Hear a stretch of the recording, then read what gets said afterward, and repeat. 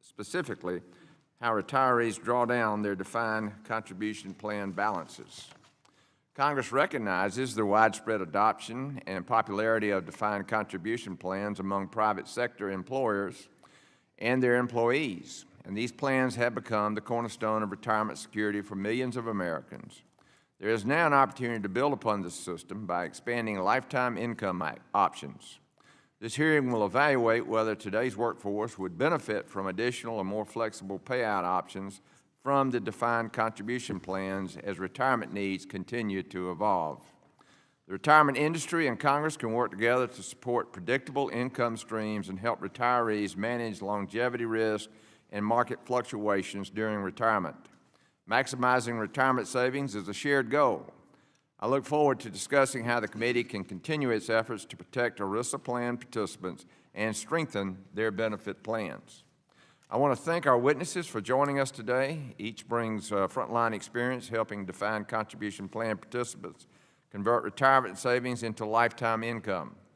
We will hear about how retirees manage their savings in retirement, the products that can help them do that, and an employer plan that has tailored an investment and payout option specifically to provide a lifetime income stream. At the same time, we must remain committed to preserving the ability of retirees to choose how and when their retirement savings are paid out. This hearing will explore whether defined contribution plans should offer lifetime income options and how plans may do so while maintaining flexibility for their participants. With that, I yield to the ranking member for an opening statement. Thank you, Mr. Chairman. I want to thank all the witnesses for being here. This is a profoundly important issue. It may be very dry to a lot of people, except for staff who study these issues.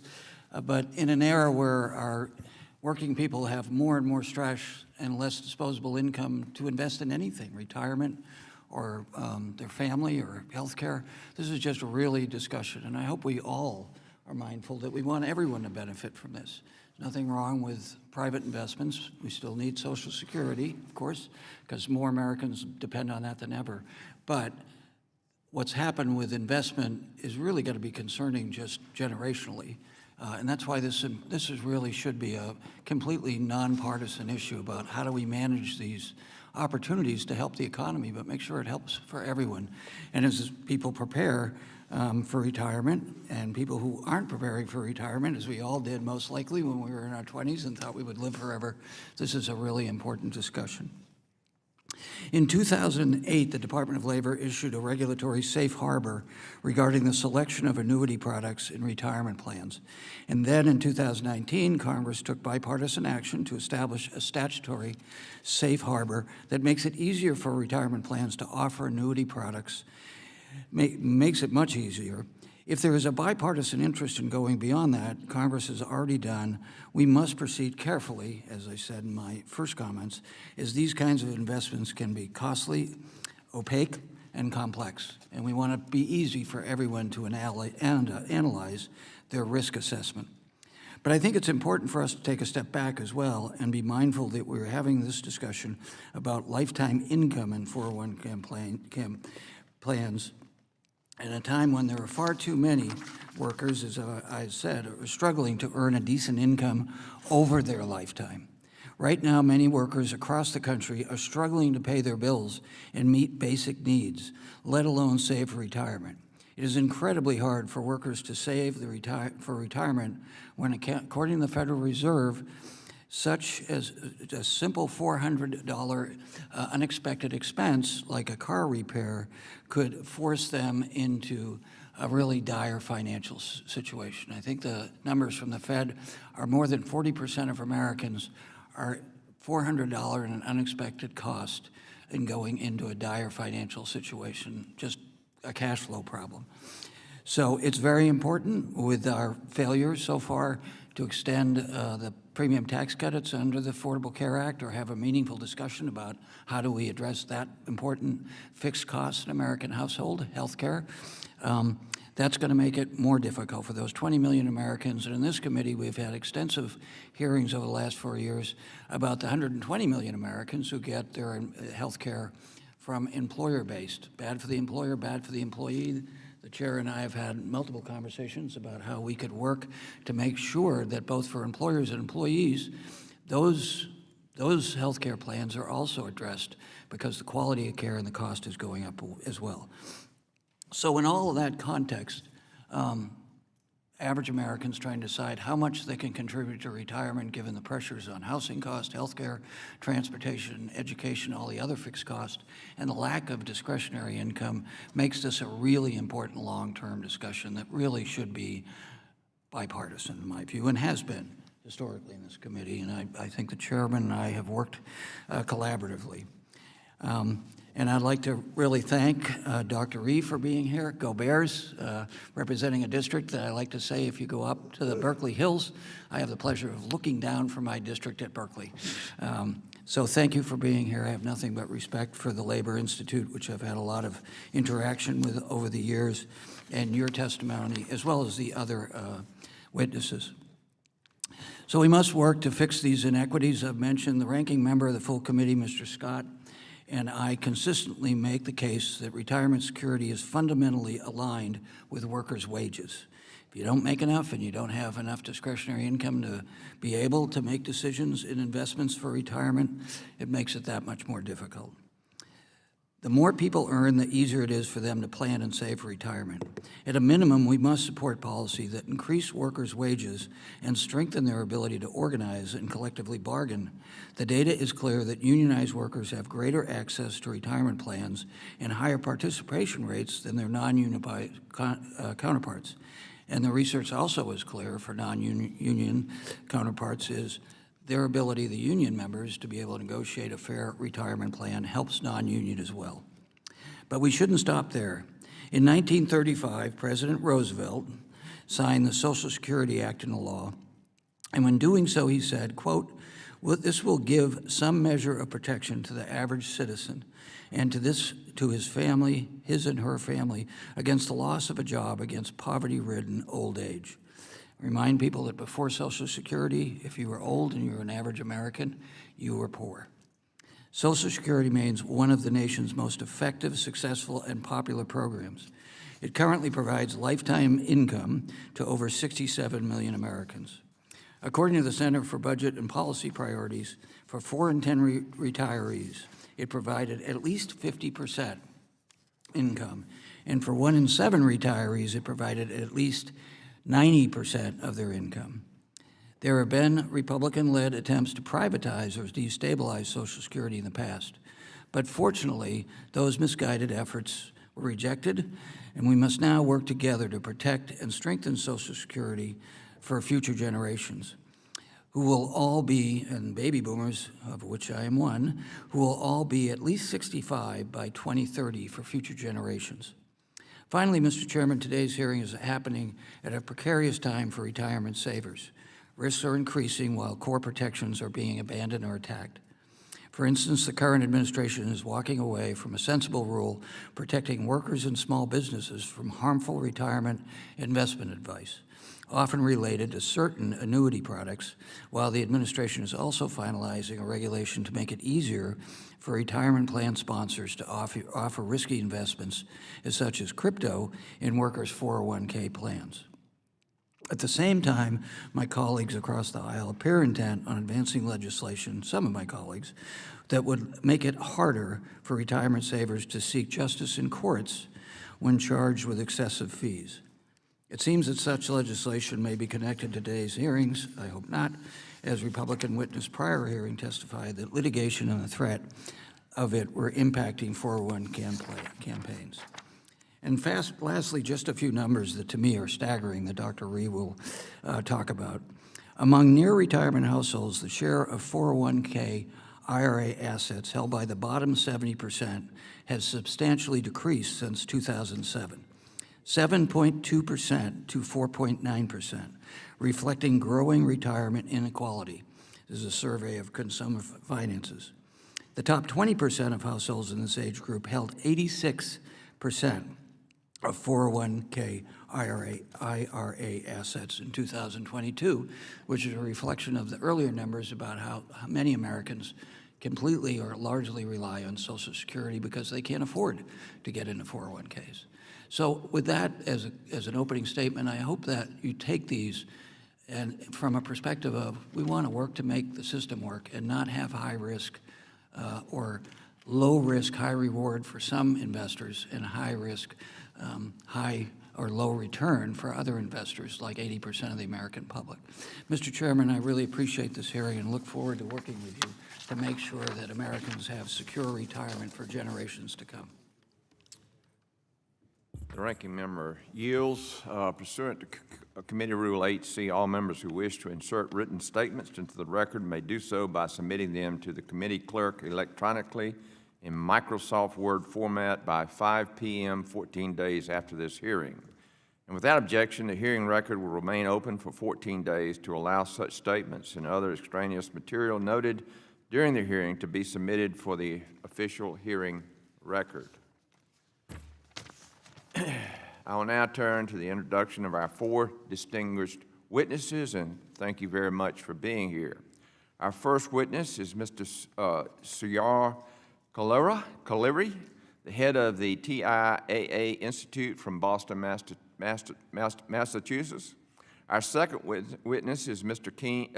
Ken Levine, the Executive Director of Global Retirement Strategy at RTX from Charlotte, North Carolina. Our third witness is Dr. Neri Ree, the Director of the Retirement Security Program at UC Berkeley Labor Center from Berkeley, California. Our last witness is Mr. Wayne Chopis, the President and Chief Executive Officer at Insured Retirement Institute from Washington, D.C.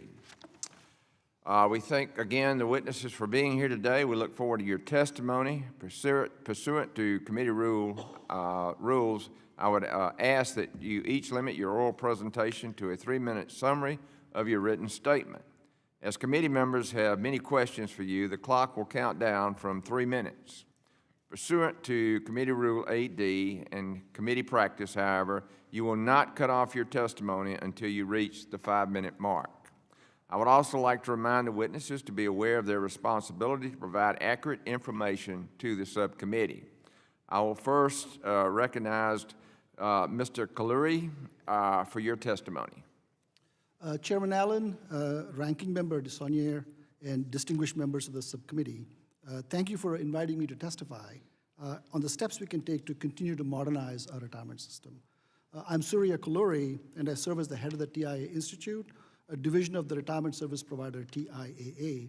And at the Institute, we are dedicated to conducting research on enhancing financial security for Americans. For example, our research shows that American workers today face challenges that we can address. 45% of American households in our research we show are projected to run short of money in retirement. I'm going to make a couple of psychological points. 64% of Americans worry more about running about money than about their own mortality. And a third of who have already retired cite not addressing potentially outliving their savings as their top financial regret. So we call that regret research. So defined contribution plans have succeeded in helping workers save for retirement. They often fall short in helping them convert them into a guaranteed income that lasts throughout the retirement. We call this the guarantee gap. Congress has taken important bipartisan steps to address these challenges by passing Secure Act and Secure Act 2.0. In particular, grateful to Chairman Wahlberg, who first introduced the annuity provider safe harbor provision. I would like to highlight 3 policy proposals to address this guarantee gap. The first is Congress should further encourage guaranteed lifetime income products as part of the default investment offerings in plan. This can be done by amending the safe harbor regulations of the Department of Labor's Qualified Defined Investment Alternative, QDIA. The Lifetime Income for Employees Act, the bipartisan legislation previously introduced by Chairman Wahlberg and Congressman Norcross, takes towards addressing this. The Department of Labor can also take steps to encourage plan sponsors to integrate lifetime income solutions. Second, Congress should pass legislation requiring defined contribution plans to offer a participant menu of qualified options. We call them coupons. There could be a whole bunch of choices people can have to make withdrawals on a systematic basis. Third, policymakers should take steps to address what at the Institute we call longevity literacy. That is an understanding of how long an individual is going to likely live in retirement. In our research, we find that savers tend to underestimate how long they're going to live, thus incurring longevity risk.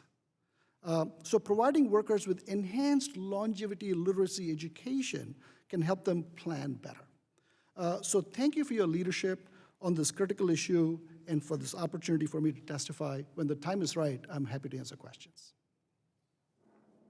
Okay, thank you, sir, for your testimony. Now I recognize Mr. Levine for your testimony.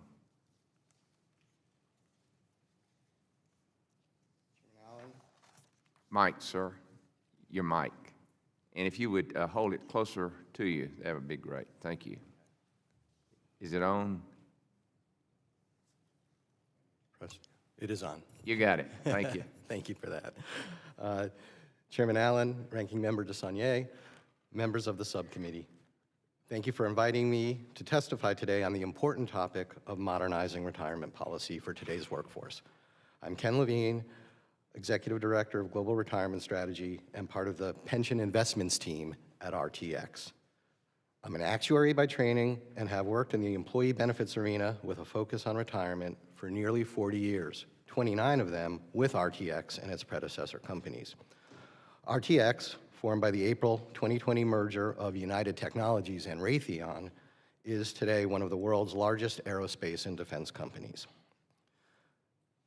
The retirement industry, thanks in no small part from congressional actions, has done an excellent job at promoting and enabling workers to accumulate significant account balances in their 401k plans by the time they retire. However, Americans have been left to their own devices to figure out how to decumulate, generally needing to choose between retaining control over their assets, figuring it out for themselves, how to invest and spend down in retirement, versus opting for the certainty of fixed income in exchange for giving up the control of their assets. Solving this decumulation enigma has become more critical, with fewer workers having access to traditional employer-provided defined benefit pension plans. RTX collaborated with the investment firm AllianceBernstein to develop a 401k plan investment option that accumulates as effectively as a target date fund while also building retirement income guaranteed for life. The result, Lifetime Income Strategy, was introduced in 2012 as the plan's default investment option. Making it the default was critical to ensure that it would deliver lifetime income to as many employees as possible. Supported by more than 13 years of experience, Lifetime Income Strategy has proven to be an effective way for RTX employees to build meaningful retirement income guaranteed for life without sacrificing on the accumulation of their account. While it is an annuity, it does not require annuitization, that irreversible exchange of assets typically associated with annuities. Instead, it's a personalized target date fund that continues into retirement and embeds insurance with a modest, explicit, transparent fee that guarantees that retirement income will continue for life. Investing in Lifetime Income Strategy turns a 401k into an individual pension account, an IPA. Employees accumulate their account just like they would by investing in a target date fund, then in retirement, decumulate by withdrawing directly from their account a monthly pension-like payment. There is no irreversible exchange of assets nor a rollover to an IRA.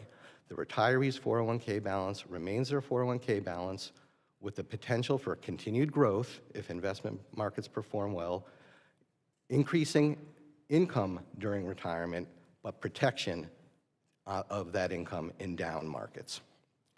Until the account is depleted, it is invested, fully liquid, accessible, and passes to heirs upon the retiree's death. If the guaranteed withdrawal fully depletes the account, the insurance steps in to continue the monthly income. When RTX introduced lifetime income strategy, we anticipated other plan sponsors would follow suit. But to date, few other plan sponsors have. My view is the lack of take-up has to do with misperceptions about guaranteed income products and limited knowledge among the investment, consulting, and plan sponsor communities. However, there has been renewed interest and some innovative solutions have recently come to market. The purpose of my testimony today is to let you know that not only is it possible for employers to provide a modernized retirement plan by embedding insurance into a 401k, but RTX has already successfully done it, and other plan sponsors can too. Thank you, Mr. Levine, for your testimony. Next, I recognize Dr. Ree for your testimony.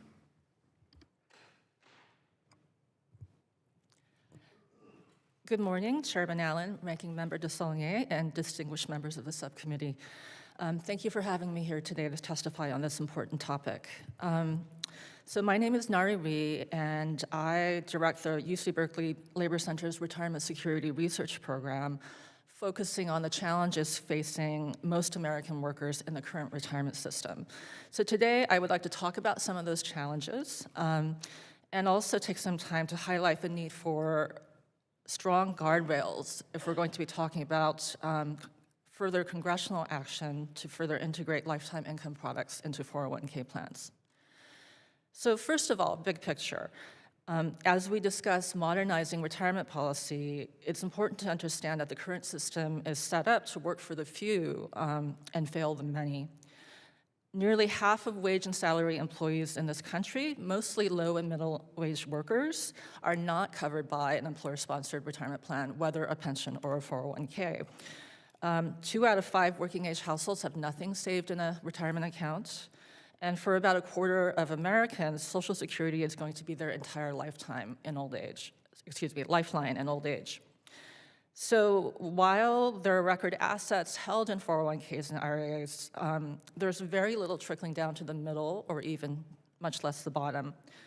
The median retirement savings balance, counting all working age households, is $8,000. For households approaching retirement, it's just $20,000, age 55 to 64. So that is counting all households, not just the people who are lucky enough to have 401k accounts. And within this pre-retirement cohort, the bottom 70% owns less than 5% of assets, and basically 401ks have accelerated wealth inequality in the United States. So much of this is driven by growing economic inequality and economic insecurity for the mass of workers. We've had 40+ years of wage stagnation at the middle and bottom of the labor market, 16 years of a frozen minimum wage, and more income going to the top earners. We also have increasingly insecure employment relationships, and especially for hourly employees and gig workers, unpredictable monthly income. And all of that makes it extremely difficult to plan ahead and save for retirement. So I want to move on to the topic of lifetime income and further policy action. So as more workers retire with a defined contribution plan rather than a defined benefit plan as their primary employer plan for retirement, I do think that the interest in lifetime income is legitimate. I will mention, just for identification purposes, that I'm on the board of trustees of the CalSavers Auto IRA program run by the state of California to try to close a little bit of the retirement savings gap for low-wage workers.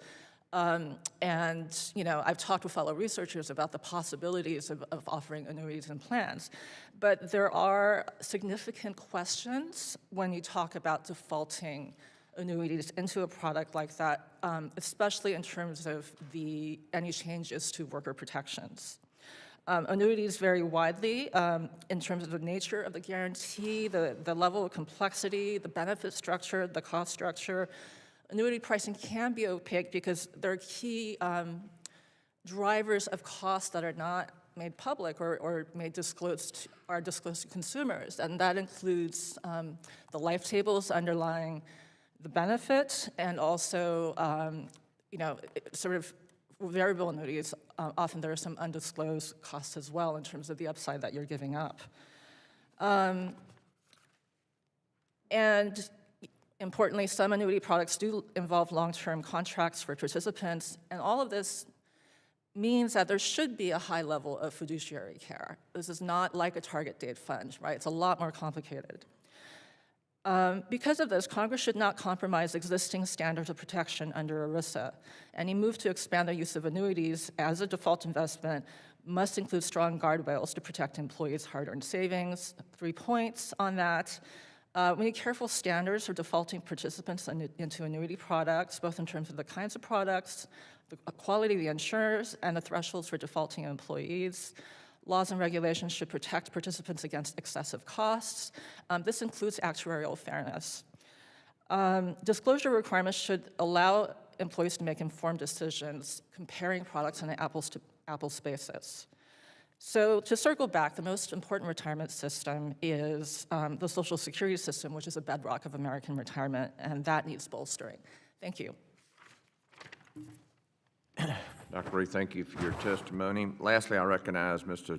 Chapas for your testimony. Thank you. Good morning, Chairman Allen, Ranking Member DeSaulnier, Chairman Wahlberg, Ranking Member Scott, members of the Health, Employment, Labor, and Pension Subcommittee. I'm Wayne Chopas, President and CEO of the Insured Retirement Institute, which represents the full supply chain of the insured retirement industry, including life insurers, distributors, asset managers, and solution providers. Thank you for the opportunity today to address a challenge that impacts every American worker and retiree, and that is transforming the dream of retirement into a secure reality marked by confidence and peace of mind and the assurance that savings will last. This challenge can be understood through 3 realities. First, Americans are living longer, but retirement readiness has not kept pace, especially the risk of outliving savings. A recent study showed that 64% of Americans worry more about running out of money than about death itself. Second, the private sector retirement savings system has fundamentally changed. We've moved from pensions that provide a guaranteed lifetime income to defined contribution plans where all the responsibility is placed on individuals to save and to turn those savings into sustainable retirement income. Lastly, while Secure and Secure 2.0 have expanded and integrated lifetime income solutions into defined contribution plans, gaps still remain. Annuities can close those gaps by providing protected, guaranteed income. They work in harmony with IRAs, 401ks, Social Security, by uniquely removing longevity and market risk that other retirement vehicles just cannot match. Just as Americans insure their homes and their cars and their health, annuities insure against the risk of outliving your savings. They guarantee a steady stream of mailbox money, income that retirees will receive monthly regardless of market conditions. An example is certainly personal to me. My parents are both retired. They both have defined benefit plans. They do not have significant savings, but they sleep well at night because every month, without fail, checks arrive from their employers, and it's income they know they cannot outlive, and that peace of mind is largely missing today. Across every congressional district, thousands of workers and retirees lie awake, anxious about outliving their savings. Annuities provide that mailbox money to ease financial stress and replace uncertainty with the steady reassurance of monthly checks that arrive like clockwork, lifting a burden from retiree shoulders. By expanding access to lifetime income solutions, as IRI recommends, Americans can step boldly into retirement, protected and confident, free from the shadow of financial uncertainty. IRI is ready to work with you on our shared mission to ensure all Americans have access to a secure, dignified, and financially independent retirement. Thank you, and I look forward to your questions. Thank you, Mr. Chapas, for your testimony. Under Rule 9, we will now question witnesses under the 5-minute rule. I'll recognize myself for 5 minutes. Mr. Chapas, your written testimony cites a 2025 study by Capital Group finding that 60% of investors of all ages believe generating a steady income is more important than growing assets. Based on your experience, what features or options do retirement plan participants value the most for converting defined contribution balances to lifetime income? Great, thank you for the question. And first, I'd like to just thank you and everyone in here on both sides of the aisle for the work done on Secure and Secure 2.0 to lay the groundwork to help Americans with their greatest concern, which is outliving their savings. I think Americans have spent their entire lives accumulating and saving, but to borrow a phrase from our partners at TIAA, ultimately income is the outcome. And in retirement, I believe consumers are seeking the benefits that annuities have, such as predictability, guaranteed stream of lifetime income that you cannot outlive, the longevity protection that comes with that, the downside protection it provides in certain markets, and I believe the flexibility to convert that savings from the 401k, the defined contribution, into an annuity. We'll take the number, which again, a TIA number, that only 18% of consumers are very confident they'll have enough money to last through retirement, and improve that security, boost that number well above 18 as we move forward. Thank you. Mr. Kaluri, your written testimony states that less than 20% of 401k plans offer participants access to lifetime income options. Even among plans that offer these options, some are simply systematic withdrawals or other options that do not protect against the risk of outliving savings. What is the most important thing that Congress can do in order to encourage 401k plan sponsors to offer lifetime income options that protect against longevity risk? Chairman Allen, thank you for this important question. The most important action I think Congress can take is to encourage more lifetime income options in the default investment in the plan, QDIAs, and require DC plans to offer what I had called before coupons, qualified payout options. And the reason why I'm saying this is when we are saving for retirement, we have choices. We could invest in a fixed income, we could equities, target date funds, but when we retire, guess what? We get a lump sum. And we've given a very difficult challenge for somebody who's going to retire with a big sum of money and no guidance on what to do. So why don't we provide options when we retire as well, like we do when we save? So we call them coupons. It could be a managed payout, it could be a regular withdrawal, it could be a lifetime income. So let's give them choices in addition to the lump sum with some education. So that would be our proposal. Yeah. Well, the American people want choice, that's for sure. Mr. Levine, your written testimony notes there is not widespread adoption of guaranteed lifetime income solutions in 401k plans, and yet there's widespread adoption of lifetime income solutions by your company's 401k plan participants. Your testimony also states that in your view, other employers sponsoring 401k plans may not be offering lifetime income products because of misconceptions. Can you explain what these misconceptions are and how Congress can help correct these misconceptions? Yeah, thank you, Chairman Allen. The misperceptions or myths that I generally hear from other plan sponsors regarding guaranteed lifetime income are that their participants don't need or want guaranteed lifetime income in their 401k plan. 2, putting guaranteed lifetime income solution increases the plan sponsor's fiduciary risk. 3, guaranteed lifetime income products are too complex, expensive, and restrictive. And 4, guaranteed lifetime income as a default will lock participants into something that they do not want or will hinder their investment performance. I hope my testimony, my oral and the written testimony I've submitted, debunks these myths for you. I think, as I said, a large reason why other sponsors have not adopted is they just don't know a solution like this exists. We've heard everyone talking about the problems of decumulation, running out of money. We've actually found a solution that has an explicit insurance cost, and by making it the default, it puts all the participants into it, and then they have their choice to retain the guaranteed income or do whatever else they want with their accumulated assets. Okay, thank you, Mr. Levine. Well, my time is up, and I yield back. I now recognize, for the purpose of questioning the witnesses, Mr. Norcross from New Jersey. Thank you, Chairman and Ranking Member, not only for what we are talking about today, but really emphasizing one of the most important decisions we make as humans. As I call retirement, it is the greatest dream and the greatest nightmare. How do we save enough money for those golden years? When I first met my wife, we were very young, and she had a TIAA annuity. I had no idea what that was. I was a young apprentice electrician. We had a defined benefit program set up for us. We knew exactly what was going on. I learned very quickly what this was. She did not have ability. She worked for a medical system, hospital, and they didn't have what we were looking at as a defined benefit. But we found out about it. But this is a great issue to talk about.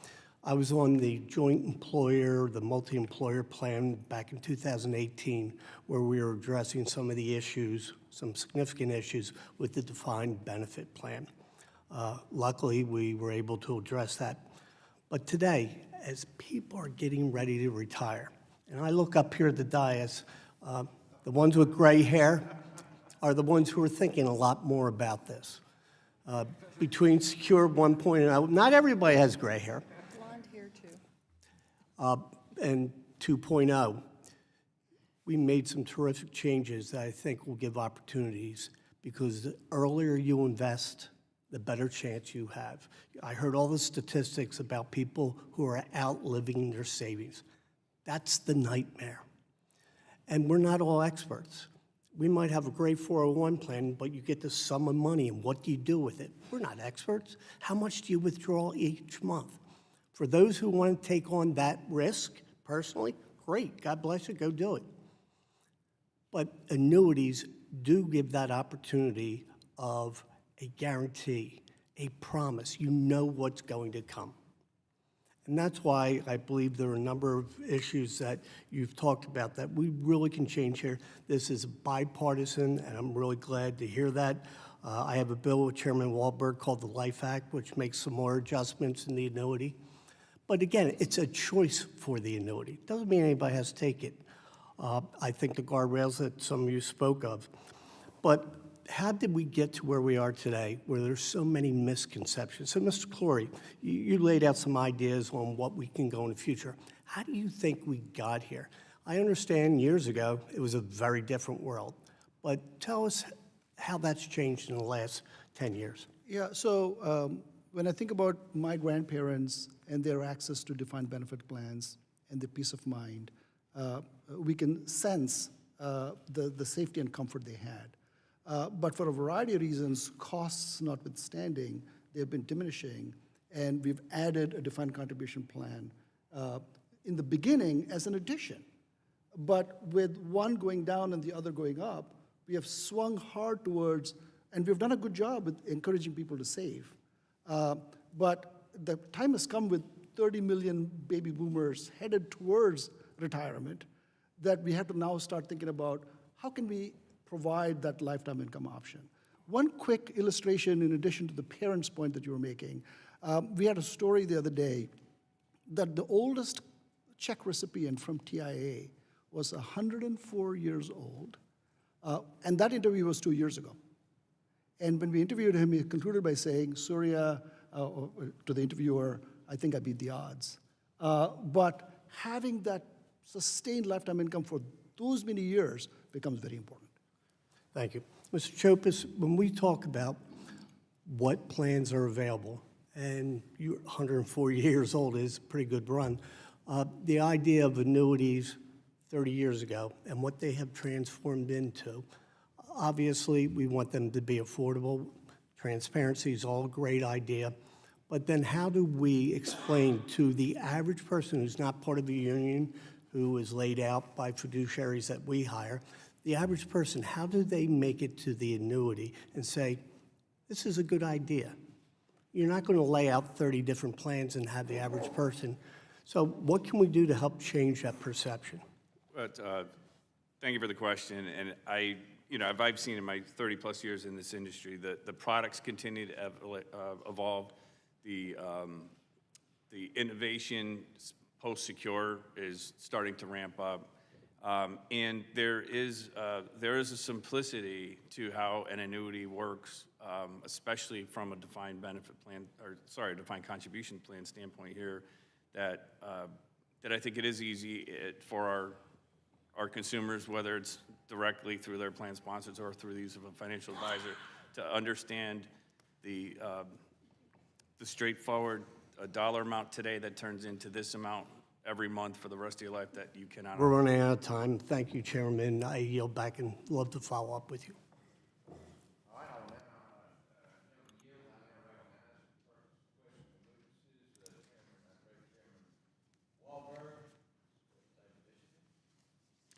Thank you, Mr. Chairman. And my good friend and colleague on the other side of the aisle talking about gray hair, at least didn't mention loss of hair. So looking at your full head of hair, it bothers me a little bit, but we'll let it go. Thanks to the witnesses for being here. Mr. Collery, in your written testimony, you state the greatest fear of 58% of retirement savers is outliving their assets. And 64% of Americans worry about running out of money more than death, and probably death and taxes. You have to put them together, right? If defined contribution plans do not incorporate lifetime income solutions, what are the risks that you would state for us that Americans will outlive their savings? Chairman Walker, thank you for this question. First of all, we really appreciate your work with Congressman Norcross on the Life Act. We are huge fans and supporters of it. This question about longevity, I'm very passionate about. And if you don't mind, I'm going to show you a picture. This is our latest report that we did, and the title of it is Retired for How Long, which puts a focus on longevity. Now, the good news is, as humanity, we have really increased longevity. In fact, if I think about the last 50 years, we have doubled the time in retirement. So let's celebrate that. But at the same time, we need to address risks. There are two risks. One is physically, we could just run out of money. But the second is when we ask the question of survey respondents across America, they underestimate how long they expect to live. And I think it's because we dial in infant mortality into that number. And so it's about 10 years. And so both the understanding of it and the actual outliving of it are two risks that I think we need to solve, and by having lifetime income in plan, I think we can address that. Yeah, well, thank you. I think that type of information needs to get out more so, and we give more confidence to people as well to make the right decisions. Thank you. Thank you. Mr. Chopas, drawing on your 33 years of experience in the retirement income industry, how do you think expanding access to annuities and defined contribution plans will ease workers and retirees' concerns about running out of money? Thank you for the question. I think if you, as we've stated, we're moving away from a defined benefit world to a defined contribution world where the onus is on the consumer or the individual. They are looking for protections that only annuities can provide in terms of lifetime income and downside protection and peace of mind. And through Secure 1 and through Secure 2 and through wherever we go in the next step of this modernization discussion, if you just look at some of the biggest statistics, the ones I've already quoted on the 64% of Americans more worried about running out of money than death, and then you couple that with a survey we saw last year that 97% of annuity owners feel that it will help them worry less about running out of money in retirement. To me, the more access, again, not requirement, but the more access we have to lifetime income options throughout the retirement plan landscape, it can do nothing but decrease consumer anxiety over running out of money. Yeah, more choice again. And choice. Of course, we want good counsel too, but the more choice gives that opportunity. Correct. Thank you. Mr. Levine, over the last several decades, defined contribution plans have replaced defined benefit plans, as you've mentioned, as the predominant type of employer-sponsored retirement benefit. Could you discuss whether employer contributions to defined contribution plans are generally meant to be a replacement for defined benefit plan accruals? Yeah, thank you, Chairman Wahlberg, for the question. What many employers have done, RTX included, is to replace defined benefit plan accruals with what are called non-elective employer contributions. So the employer puts a percentage of pay directly into the employee's 401k account. That was generally designed as the replacement for the pension that the company was no longer providing. Employers also do offer matching contributions to enhance the employee's own contributions. So with the demise of the DB plans, the 401k has become the primary vehicle, and with those non-elective employer contributions, we can truly make it an individual pension account where the employee has their account and can take their pension from their own account and address the concerns of outliving their assets and the other things that we've been talking about today. Okay. Thank you. My time has expired. I yield back. Our chairman yields. Now I'll call on Mrs. Bath from Georgia for her 5 minutes of question. Thank you, Chairman Allen and Ranking Member DeSaulnier, and thank you to our witnesses for being here today. You know, there's so much that Congress can do to ensure that every worker is taking advantage of a retirement plan that will sustain a dignified life for themselves and, you know, definitely after they retire. And I'm one of those that thinks about that every day, too. No American should be forced to work well into their 70s or even their 80s just to feed themselves, but that is the reality for so many in our country every single day. Congress has allowed this to happen for far too long, and I am glad to see our bipartisan efforts to ensure that more Americans are taking advantage of employer-sponsored retirement plans, and that those plans are providing a good quality of life for people as they live longer. As people live longer and life in this country becomes more and more expensive, many workers underestimate how much they're really going to need to retire on. And when separating from a company, they must often make life-altering decisions about lump sum worth tens to hundreds of thousands of dollars without the information that they need to make the best decisions for themselves or how they're going to make that money last. When implemented with strong guardrails and affordable fees, lifetime annuities help ensure that workers have what they need to retire with dignity for as long as they are blessed to remain here on earth. Americans, you know, they work their entire lives for this moment. Your dreams of retirement, wherever and whatever they might be, the pride of passing down some of what you worked so hard for to the next generation for your family. Spending your golden years, how you want to spend them, not how you have to spend them in order to cobble together enough money to survive. These things must not be taken away from someone because the entity responsible for managing their money put its own interest in profit over the person whose money they have responsibility for. That is not common practice, but it's exactly the type of behavior Congress must prevent when expanding access to these products. A more effective way that my Republican colleagues can support Americans in retirement is to protect and to expand Social Security. And this is not to be called an entitlement. It is not an entitlement. Americans pay for Social Security in every one of their paychecks. They earn it every day at work, and it is dishonest to say that it's otherwise. Using the word entitlement is a tactic to try to trick the American people into believing that your Social Security isn't really yours. They're trying to convince you that the pay that you give up every month doesn't really belong to you at all, that you should expect to lose those benefits that you paid your entire life for. It's an attempt to break the promises made to you and your families for generations. As we begin a new year, our country inches closer to cutting benefits for all Social Security retirees.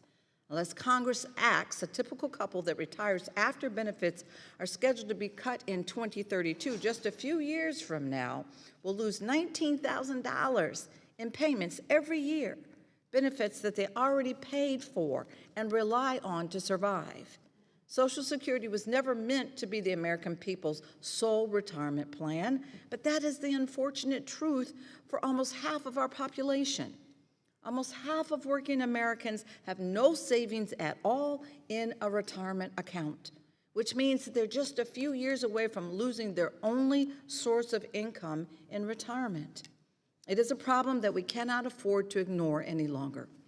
I appreciate the majority taking time to explore bipartisan solutions to ensure that every American can retire with dignity, but the most effective way to solve this problem is to save Social Security. I look forward to working with Chairman Walberg and Chairman Allen on expanding access to retirement plans and lifetime income options, as well as getting Chairman Allen's Retire Through Ownership Act through the House and signed into law by the President now that it has been marked up and passed out of the Senate. And I yield.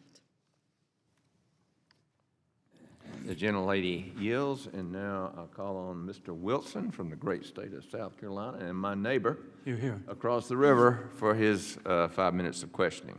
Indeed, thank you very much for your leadership, Chairman Rick Allen, and I'm really grateful you see bipartisanship today. This is really remarkable. With somebody we all love and respect, Don Norcross leading the message of bipartisanship, and then Lucy Macbeth backed it up. And so it's real live right here in Washington. With this in mind, indeed, Mr. Levine, I am happy to be your neighbor. And I'm to the south at Columbia, South Carolina, and of course we're adjacent to Augusta, so Georgia. So, hey, and we love to consider that Charlotte is the largest city in South Carolina. And please don't get that any more confused.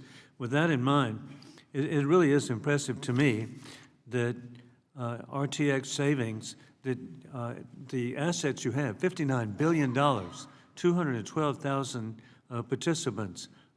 It has been successfully designed and incorporated a lifetime income strategy investment. This investment has qualified for safe haven protection under the Department of Labor's Qualified Default Investment Alternative Rules. Why aren't other retirement plan sponsors using this investment strategy? I'm sorry, why haven't others started using it? Yeah, it goes back, I think, to the lack of knowledge that a product like this exists. We've, where an employee can accumulate their assets and decumulate directly from their account with that backing of insurance that will continue to pay for life. Most people think of annuities as giving up their assets. And I think it is the lack of knowledge, and it's, I think, helpful to have discussions about this, to let others know that products like this exist, and we've made it very simple for employees by making it our default investment option. And I'm very confident that Dr. Rhee is going to educate people on this issue. So it's really impressive to have everybody here today. And Mr. Chopas, this committee and Congress has taken steps to encourage lifetime income and defined contribution plans, including providing clarity of fiduciary rules and fiduciary safe havens and annuity selection under the Pension Protection Act of 2006, Secure Act of 2019. What other steps can Congress take to ensure lifetime income and defined contribution plans?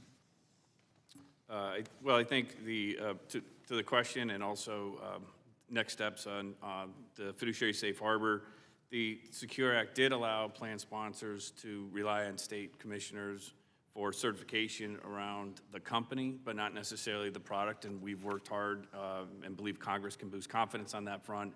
If the clarification could come out that also indicated that it covers the product as well, I think at this point that clarity would certainly spike the amount of lifetime income products being used in defined contribution plans.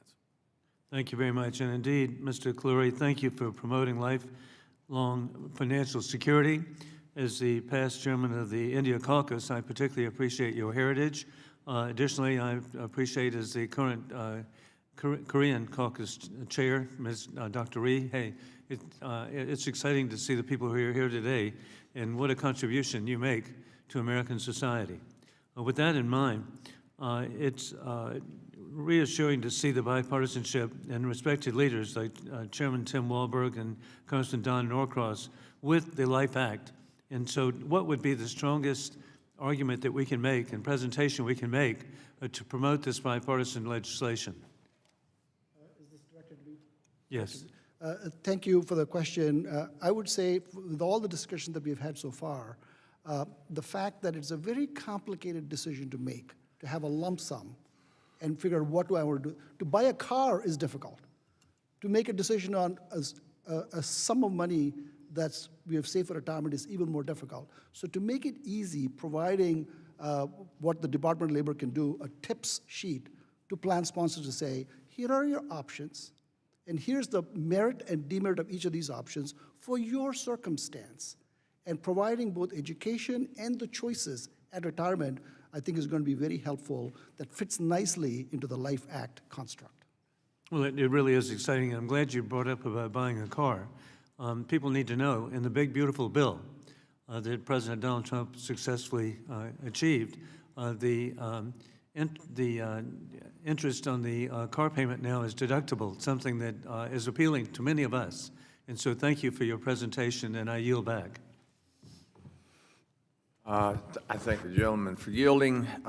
We have a classified briefing here that's scheduled shortly. So pursuant to the previous order, the chair declares the committee in recess, subject to the call of the chair. I apologize to the witnesses for this.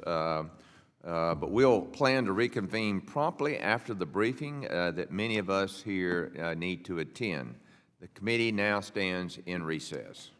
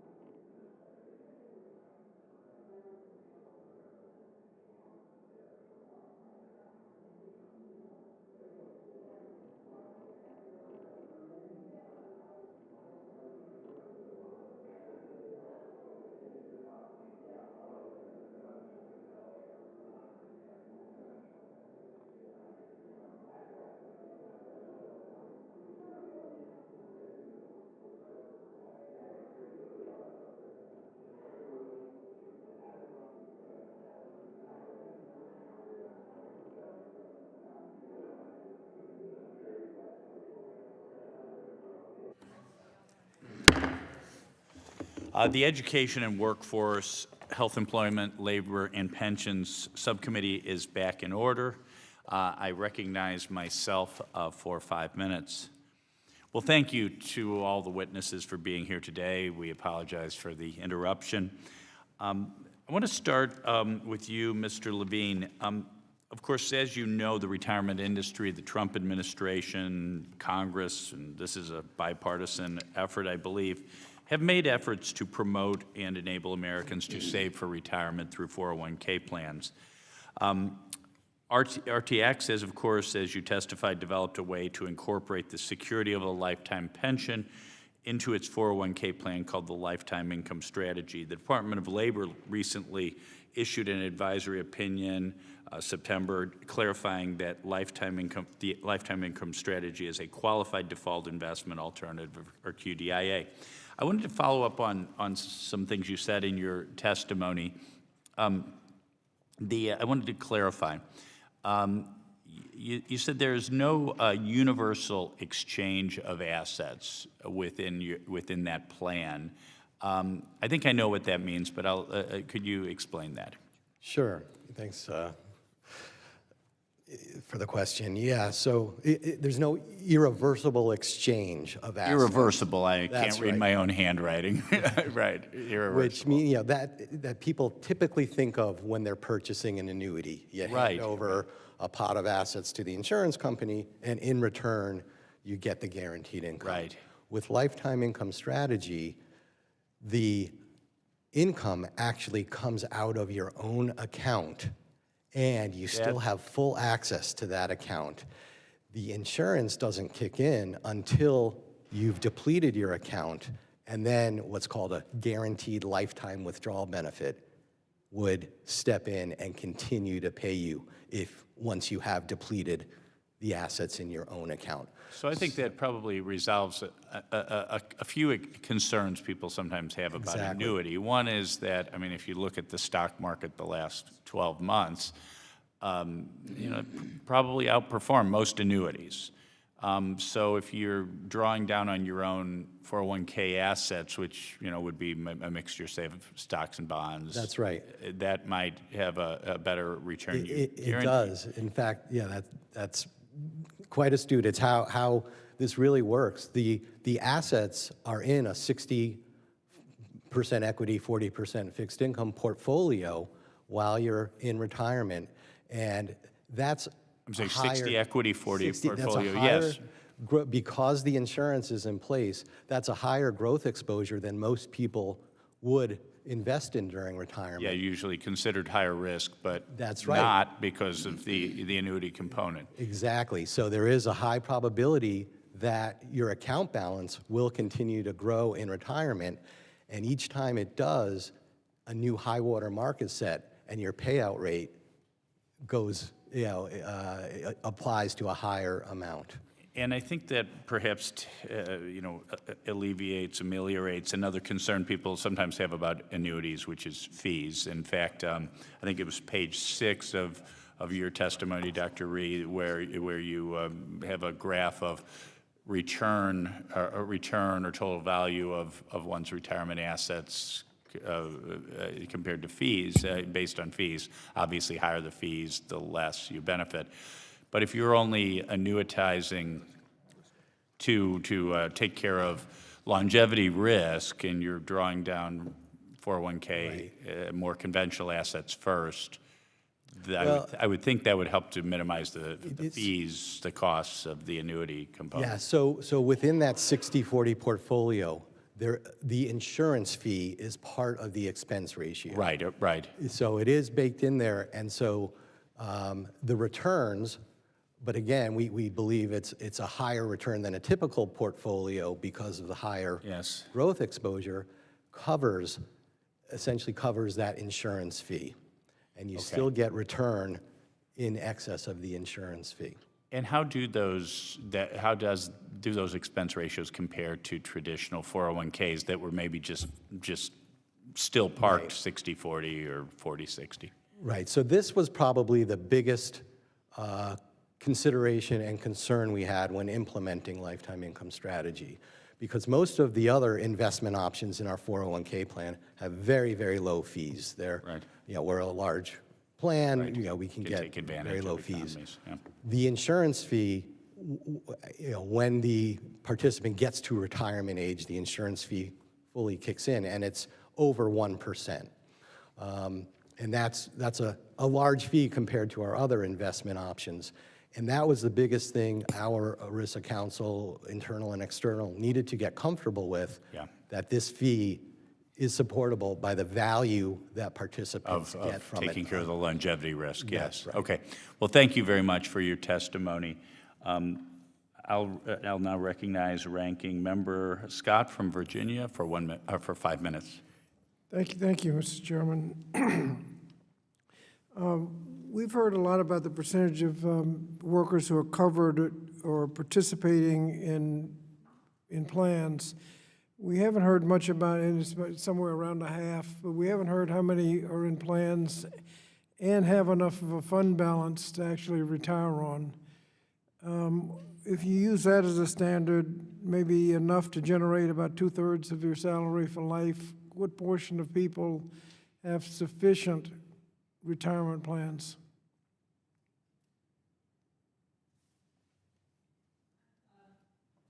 Is that for me? Sure. Yes, okay. I just ran some numbers last night looking at the proportion of seniors or those approaching retirement who have an account balance of more than 100,000. Let's say it this way: among people approaching retirement, about 75% have a balance less than 100,000.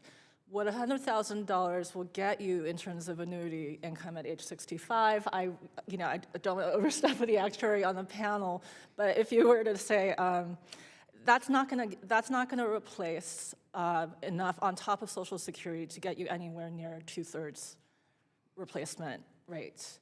Okay. That'll give you a few $100. When we talk about annuity security, these annuities are protected, backed up by insurance companies so that you really have security. These companies aren't going to go bankrupt. I think this is where I think there needs to be guardrails, which is the strength of the insurance company in terms of their financial standing, but not just that. Right now, the insurance companies are backed by state guarantee associations, and those also have a lot of differences in terms of how much of the promised benefits are protected. So I do think that in that regard, Congress would need to set some standards in terms of not only— That's something we need to look into. Yes, yes. Okay, now, obviously, benefits of annuity are stronger than, people would rather have the guaranteed income than no guaranteed income. But the chairman just mentioned the little fly in the ointment. You pay more for annuities, significantly more.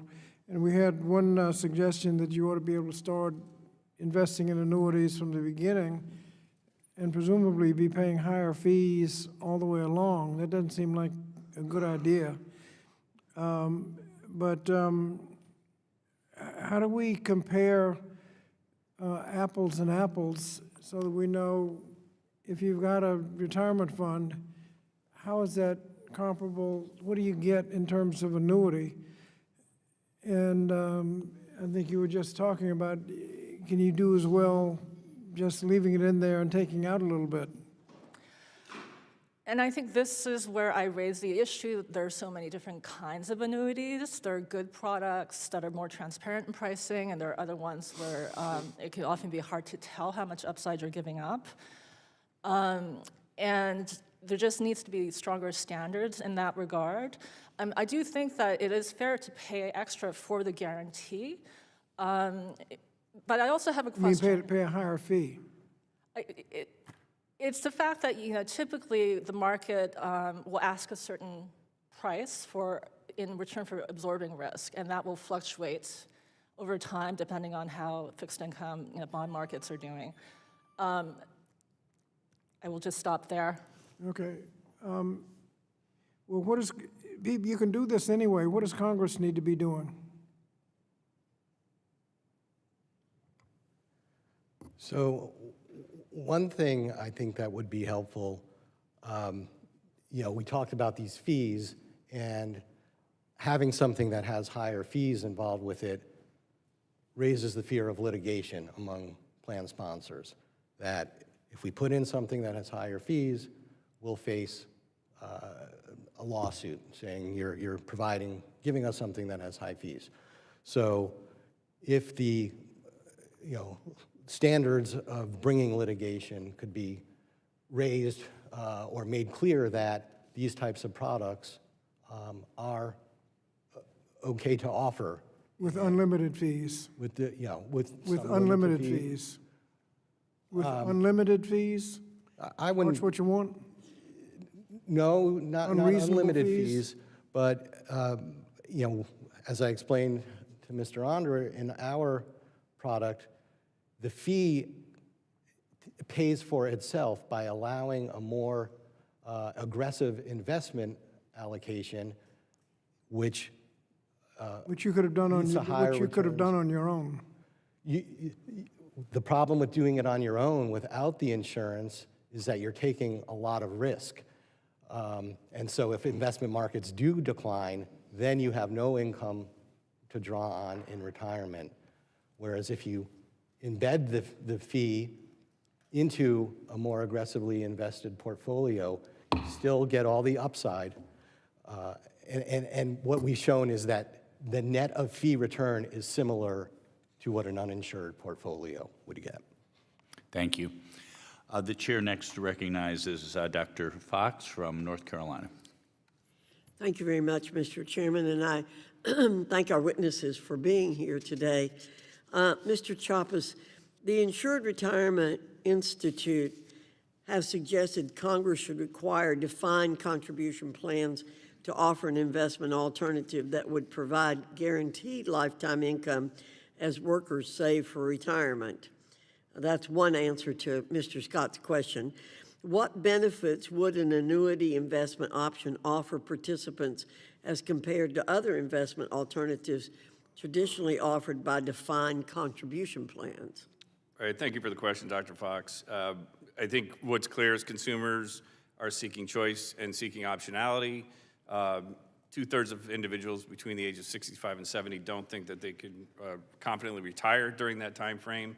So with additional choice, which is what we're talking about here today, and modernizing the structure as we go forward, comes additional outcomes and better outcomes for consumers. They're already comfortable with their defined contribution plans and have a relationship, in many cases, for decades within those plans. The ability now to convert some portion or all of that portion to guaranteed lifetime income that you can outlive, to be protected from market downturns, to get a check every month for the rest of your life brings an immense peace of mind that didn't exist in this form years past, and I think we still have ways to continue to move that forward. My friends will tell you I'm very keen on what kind of language to use. So is optionality the same as options? Optionality, and the way I'm using it, is it pertains to choice. Choice, okay. Okay, so then I've never heard that word optionality, so it's a new word for me. Mr. Kalari, you've suggested that Congress should require defined contribution plans offer participants a menu of payout options that includes guaranteed lifetime income solutions. Annuities are a type of guaranteed lifetime income that eliminate longevity risk and market volatility risk. How does requiring a payout option in a retirement plan differ from requiring an investment option? Dr. Fox, thank you so much for asking this question, because part of the progress we need to make is we're shifting from saving for retirement to withdrawing money while we're in retirement. So we need to change the language, we need to change how we're approaching it. And so your question about investment options versus withdrawal options is very important. So investment options, the way I think about it is, when I'm saving, I have some choices. I could put it in equities, I could put it in fixed income, I could put it in a target date fund. I have all these choices. I get to retirement, and what am I left with today? I'm left with, I need to take this lump sum and decide on my own what to do. Instead, if we can provide some options in the same way that we had during accumulation, it could be a withdrawal, it could be a lifetime income, it could be a variety of choices like that that are in the plan that allows people to make the second set of options. So that we are again talking about choice, but choice both going up while we are saving and choice coming down while we are withdrawing. So that, and then my last thought is within the word ERISA, we have I, which is income.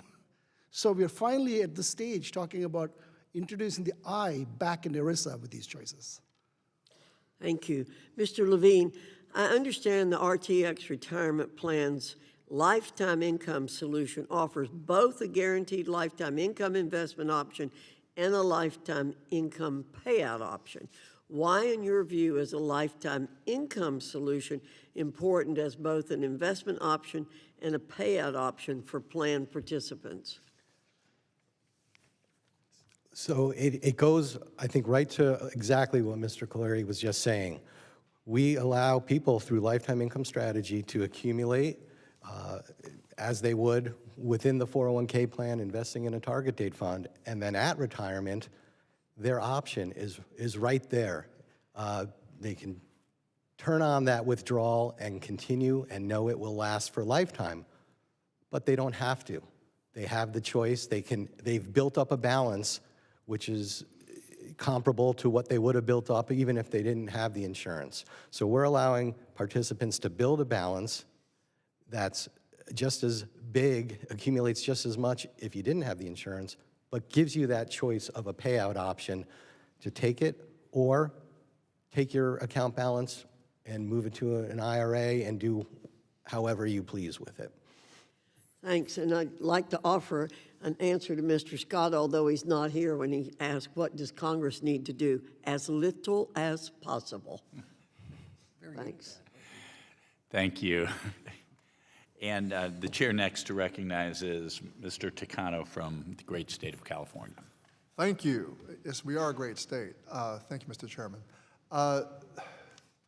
Dr. Rhee, maybe others on the panel, at what point does this question of decumulation and lifetime income become relevant?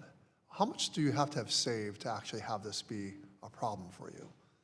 Is it $20,000? Is it $50,000? Is it $100,000 as you're facing this issue? Are we talking more like $500,000 or $1 million that it really becomes a significant issue? So I will start with that. I would say that, it really depends on your overall portfolio, but if you say you have some, other assets, home equity, you don't have a defined benefit pension, and you have Social Security, you would still need, I would say, something in the order of at least $100,000 to really start thinking about taking a portion of that. The issue is that there's other costs in retirement. One of the most overlooked ones is medical and long-term care. Well, long-term care is a separate hearing. Yeah, but what I'm saying and is, I have questions about how we make that happen, but I'm just trying to get at this question of how many Americans is this a problem for? Of you accumulate a certain amount of money that you are thinking about annuitizing, either through a program that is at Mr. Levine's corporation or not. But it seems to me that $20,000 doesn't make, I mean, if you're like most Americans, maybe you own a home, maybe you don't. Maybe you've worked in a job, a public employee job where you have, maybe you work for a union, work at the union. They often have defined benefit payout plans. I guess the point I'm trying to drive at here is most Americans are struggling to even just save at all. And those that do save, the average amount is what? Like I thought I heard earlier in some of the testimony, maybe $20,000. Is $20,000 worth this agonizing over annuitizing? definitely not. So It's what not. I would say, Why? Because so let me start. So there's about 150 million workers covered by Social Security today. right? I would say right now there's maybe about 5 million workers who have enough to actually start thinking about annuitizing, and maybe they have something around $100,000. 5 million workers in America Out of about 150 for million. whom annuitizing is really an agonizing issue. So for most America, I mean, this is a very elite topic. We get accused of being elitists in this institution. Democrats and colleges and universities were, on the side of the, but this hearing is really focused on a very elite problem of, my God, how much fees are we paying? I mean, most Americans don't really understand about the fees that might go into an annuity. Do you put $1 million into that annuity and get a guaranteed income? This is a very elite conversation to have because most people aren't going to even have that conversation, right?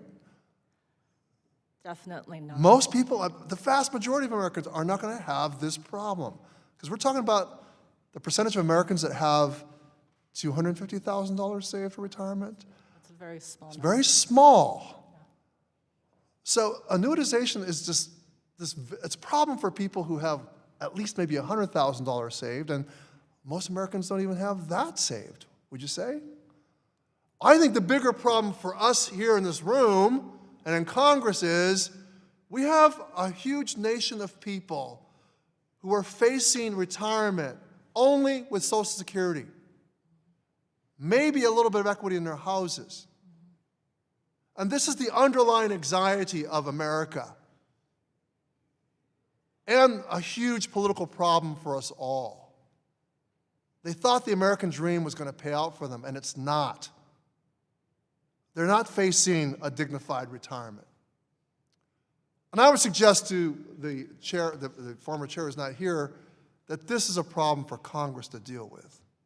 How do we help Americans avoid this problem of having just a meager amount of money to live out in retirement? It's not enough. It's not enough to pay the rent. You can't live on Social Security and pay the rent. You need more than Social Security. But most Americans are not getting there. That's the problem. I yield back. Thank you, Mr. Ticano. The chair next recognizes Mr. Mannion from the great state of New York. Thank you, Mr. Chair. Thanks to all of our witnesses today for being here, and your testimonies are detailed and appreciated. And I think we can all agree that there needs to be greater attention on what we're talking about today, and that's why this is an important session. But challenges that are facing retirees are real, and what we're talking about today is helpful, and I hope that I can work with my colleagues to find bipartisan solutions. In recent years, there's been a growing interest in lifetime income strategies, including annuities within 401k plans that can help more people achieve retirement security.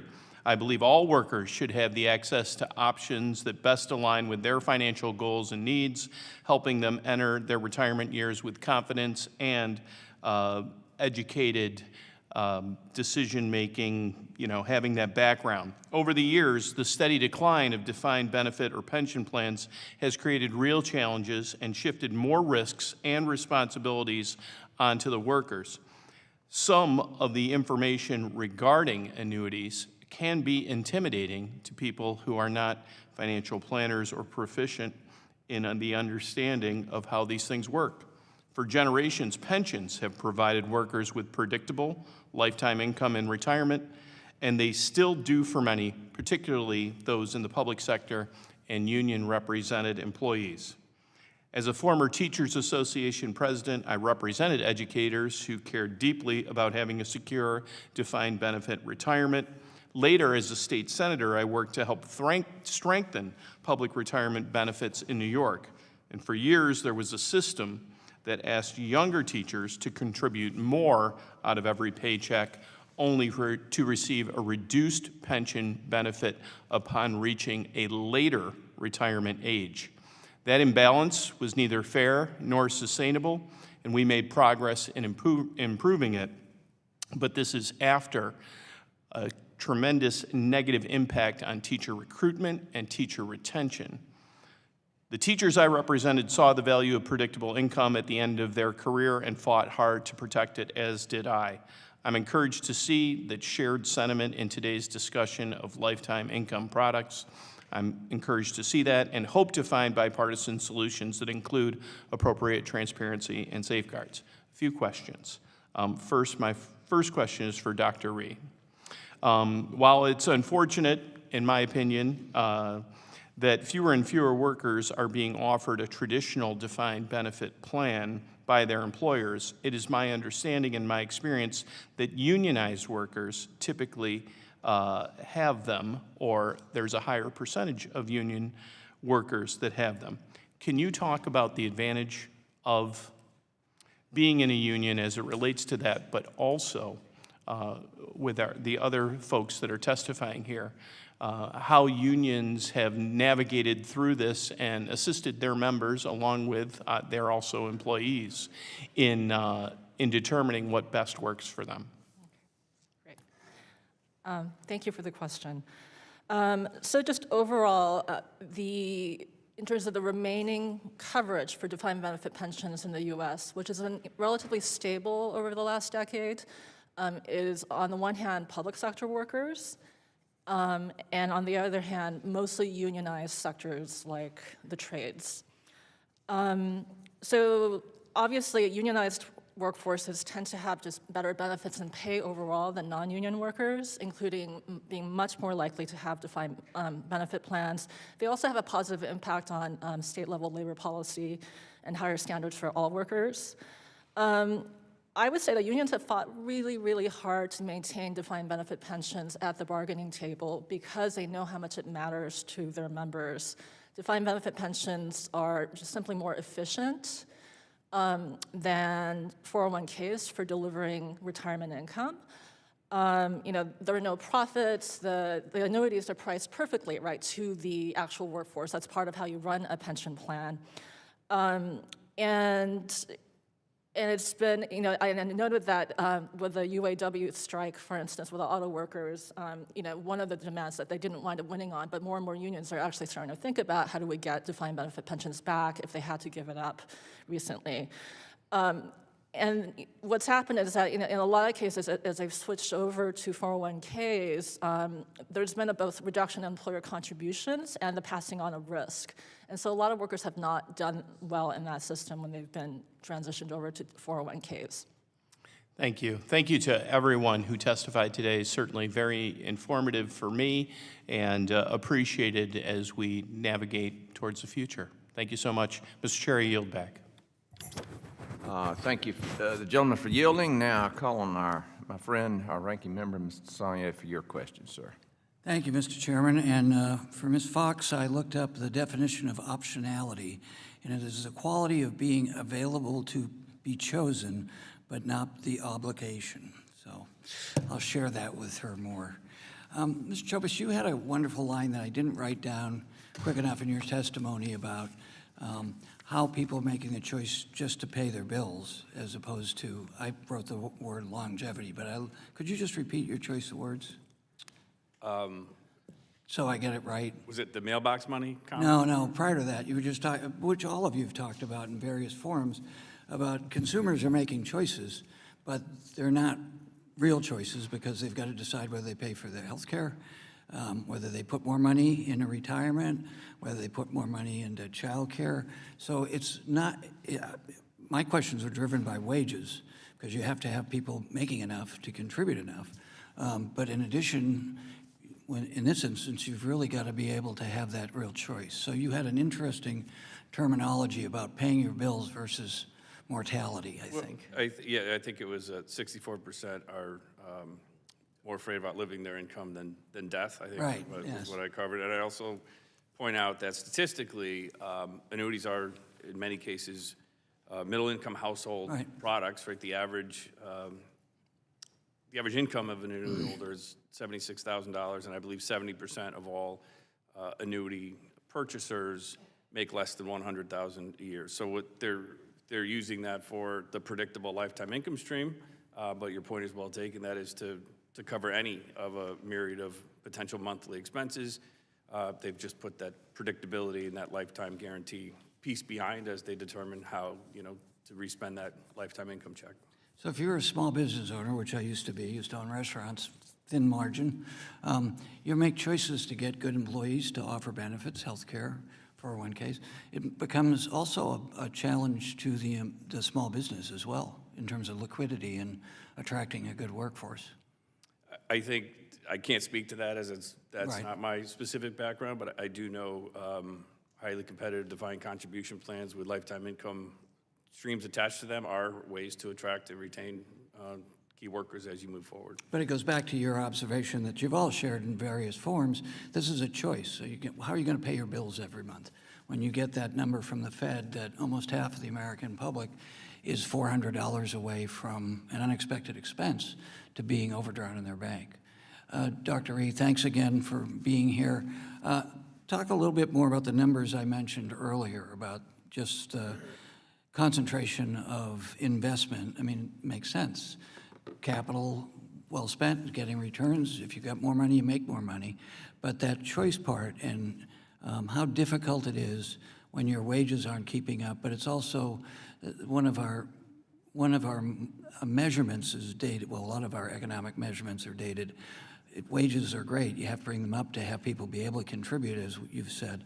But the challenges of mixing all this together, that your retirement decisions aren't in isolation because the theory of choosing is fairly limited for most Americans. You're paying your month-to-month bills, period.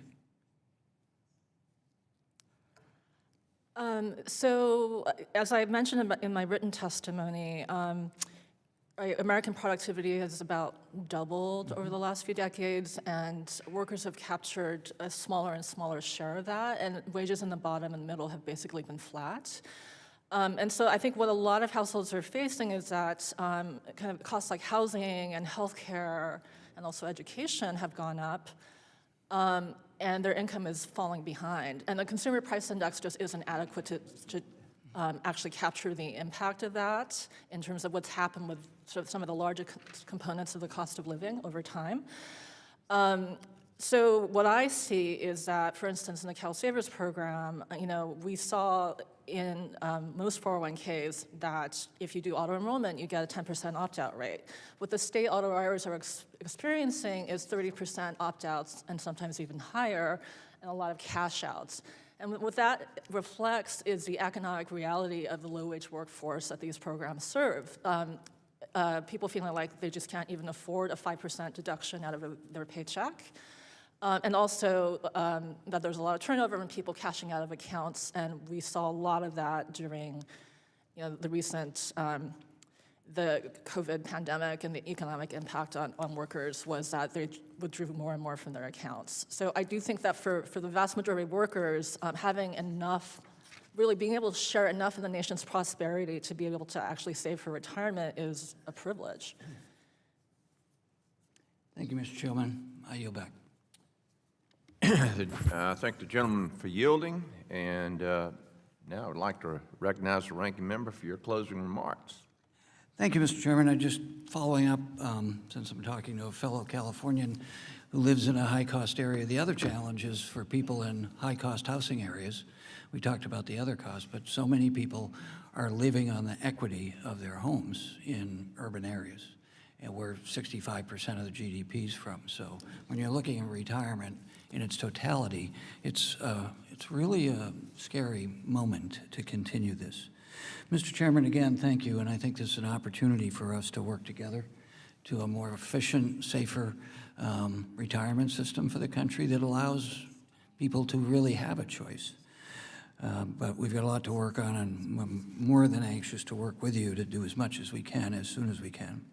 So for millions of workers across the country who are struggling to feed their families and afford the cost of day-to-day life, as I've said, let alone save for retirement, unfortunately this administration and my Republican colleagues sometimes have not been very helpful in lowering the cost of living. Affordability is important right now in politics, and here's a chance for us in Congress to demonstrate on this issue about affordability and, pardon the expression, return on long-term investments.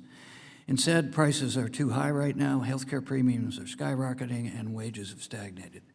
To make matters worse, the current retirement system is leaving many workers behind and may have many more to leave behind if the investors in AI technology get what they want unfettered. 2 out of 5 working-age households have no 401k or IRA assets in the United States. Retirement security goes hand in hand with workers' wages and their ability to choose. If we want to fix America's retirement system and forge an economy that works for everyone, for all Americans, Congress must take action, with all due respect to my friend from North Carolina, to raise the minimum wage, empower workers' ability to collectively bargain for higher wages, better benefits, and better workplaces. Well, I appreciate today's discussion and look forward to a future working collaboratively in these bipartisan conversations while we can ensure that workers retire with dignity and financial security. I also want to remind my colleagues that it will be a challenge, but it's a challenge that will be well worth it for us to take up in a bipartisan fashion. Thank you, Mr. Chairman. I yield back. Thank the gentleman for yielding. Again, I want to thank our witnesses. Again, apologize for the break, but it was important that we get down to that hearing. And so thank you for hanging with us today. Obviously, we got challenges. You know, a lot of this came up under the previous administration where we experienced over 20% in collective inflation over that 4-year period. We hadn't, believe it or not, if you were born after 1982, you had never seen inflation in this country. And all of a sudden, young people, retired folks, and everybody's waking up saying, what in the world happened? And I'm going to tell you, and I welcome my Democrat friends, I can tell you the Republicans are working very hard, and so is the administration trying to get these prices down. If you've been to the gas pump lately, it's about $1.99. Now, not in California, but in Georgia, we're at about $1.99. Y'all got to figure it out in California. And it's a lot less expensive to live in Georgia, by the way, than it is California, and a lot of your folks are moving our way. So, but we are the best state to do business in the last 10 years, so we experienced phenomenal growth, and so hopefully we can continue to do things the right way. You know, with over 121 million participants and $8 trillion in assets, defined contribution plans, they play a significant role in preparing American workers for retirement. Maximizing retirement savings with a view toward providing a steady income stream during retirement is a goal that is our ranking member shared. It's collective. I mean, we want to see folks in those golden years be able to have the confidence that they can pay their bills. I'll never forget my mother. She made me promise one bill that was in dispute that if something happened to her, regardless of how much money, that I would pay the bill, and I told her I would do it. That's how committed she was to paying off debt. But the committee understands the need to build on the defined contribution plan system, and I think we can do that. We've heard a lot of great ideas from our panel today, and we just need Congress, we need to get our arms around that, and with your help, get this thing through the House and the Senate, and then get it to the President for signature. We heard from our witnesses today that today's workforce may benefit from additional and more flexible payout options. Again, thank you for that information on certainly defined contribution plans. Defined contribution plan participants and retirees will benefit from investment and payout options that manage longevity risk and market fluctuations in their retirement years, and that's important. The committee is committed to promoting and protecting a secure retirement for American workers. We've made a lot of progress over the years with the Secure Act and other things, and we will continue our work with your help. And with that, yes. Chairman, I missed one thing. I'd ask unanimous consent to enter into the statement the following statements. One from the United Steelworkers, one from Fiduciary Path and Kathleen McBride, one from CFP Board, and one from AARP. Without objection. Thank you, sir. Okay, with that, we will adjourn. Thank you very much.